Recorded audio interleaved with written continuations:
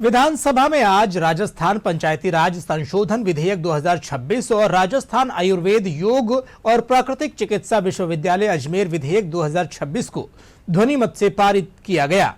पंचायती राज संशोधन विधेयक के पारित होने से अब 2 से अधिक संतान वाले लोग भी पंचायती राज के चुनाव लड़ सकेंगे। वहीं विधानसभा में एक सदस्य द्वारा पर्ची के माध्यम से डूंगरपुर में कानून व्यवस्था का मामला उठाया गया। इस पर विधानसभा के बाहर पत्रकारों से बातचीत करते हुए गृह राज्य मंत्री जवाहर सिंह बेढम ने कहा कि डूंगरपुर में अपराधों के मामलों में कमी आई है। उन्होंने कहा कि राजस्थान में कानून व्यवस्था पहले के मुकाबले ज्यादा बेहतर हुई है।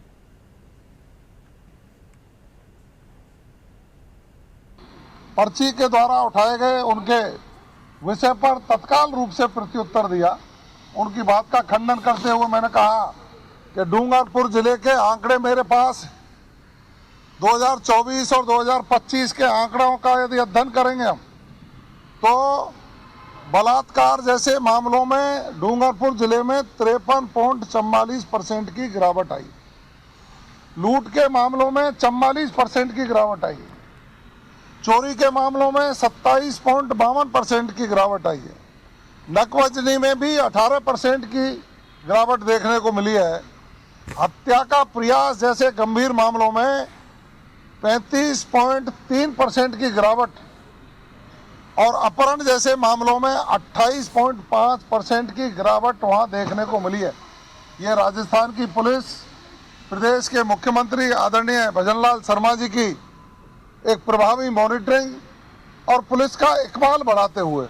आमजन में विश्वास, अपराधियों में भय, इसी सिद्धांत पर पुलिस काम कर रही है। और विधानसभा कार्यवाही पर और अधिक जानकारी के लिए हमारे साथ जुड़ गए हैं वरिष्ठ पत्रकार अरविंद पालावत। आइए उनसे बात करते हैं। अरविंद जी, सबसे पहले तो डीडी न्यूज में आपका स्वागत है और आपसे मेरा पहला सवाल यही रहेगा कि जिस तरीके से आज विधानसभा की जो कार्यवाही रही उसमें कई सारे प्रस्ताव भी पारित हुए, क्या कुछ कहना चाहेंगे और क्या कुछ माहौल रहा विधानसभा का? जी हाँ, बिल्कुल। देखिए, राजस्थान विधानसभा में आज का दिन काफी महत्वपूर्ण था और वो दिन इसलिए महत्वपूर्ण था क्योंकि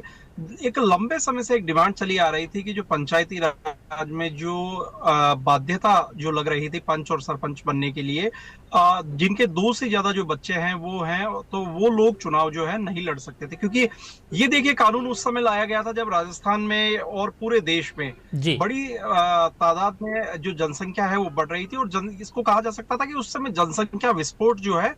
वो हो रहा था। तो ऐसे में उस जनसंख्या विस्फोट को रोकना जरूरी था और उस विस्फोट को रोकने के लिए जो कानून था वो उस समय लाया गया था। और ऐसे में क्योंकि उस कानून की उस वक्त बहुत ज्यादा जरूरत जो थी वो वहां पर महसूस की जा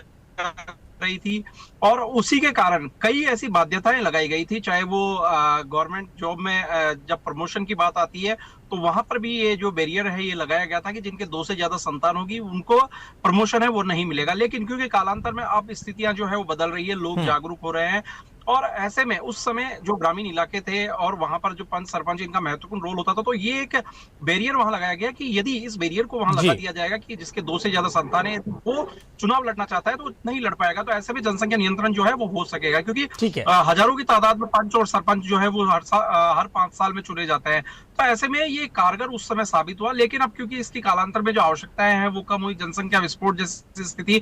जो है वो अब यहाँ पर नहीं है। तो ऐसे में अब इस कानून में संशोधन जो है उसका विधेयक जो है वो यहाँ पर लाया गया और इस विधेयक को यहाँ पर जो पारित है वो यहाँ विधानसभा ने कर दिया है। पर्ची के माध्यम से डूंगरपुर में कानून व्यवस्था का मुद्दा उठाया गया। आपको क्या लगता है कि जो डूंगरपुर में क्या कुछ हालात बने, क्योंकि जब विधानसभा के अंदर अगर सवाल उठाए जा रहे हैं कानून व्यवस्था को लेकर के, क्या कुछ मामला है, थोड़ा सा विस्तार से बताएं। बिल्कुल, देखिए,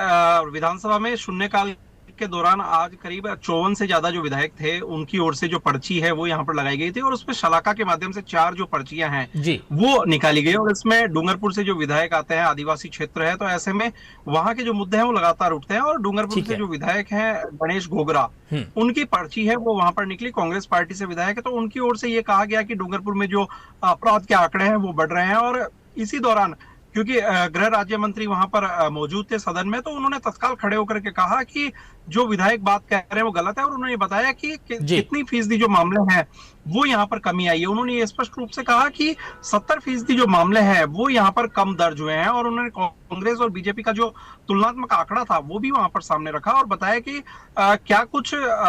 कांग्रेस के राज में हो रहा था और अब बीजेपी के राज में अपराध की जो रेट है वो क्या है। तो ऐसे में उस समय, क्योंकि विधानसभा के अंदर ये पूरा घटनाक्रम और उसके बाद बाहर आकर के, और विधानसभा के बाहर जहां पर मीडिया सेंटर बनाया गया है वहां पर आकर के जवाहर सिंह मैडम ने जो बाइट है वो भी दी, और उन्होंने कहा कि स्पष्ट रूप से कि पूरे प्रदेश में जो है अपराध के आंकड़ों में कमी आई है, और उसी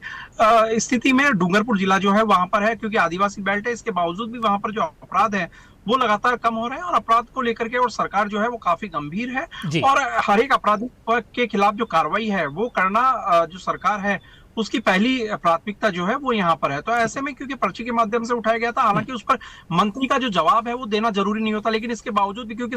एक गंभीर मामला था और उसमें सरकार पर सीधा एलिगेशन था, तो ऐसे में खुद जवाहर सिंह मैडम जो वहां पर मौजूद रहे उनकी ओर से जवाब जो है वो यहाँ पर दिया गया। बिल्कुल, हालांकि जवाहर सिंह मैडम ने साफ तौर पर कहा कि पूरे राज्य में जिस तरीके से कानून व्यवस्था है वो पूरी तरीके से सुदृढ़ है, और ये भी बात उन्होंने कही, हालांकि जो सवाल उठे हैं उस पर भी जो है कार्रवाई की जाएगी। बहुत बहुत धन्यवाद अरविंद जी, हमसे जुड़ने के लिए, जानकारी देने के लिए।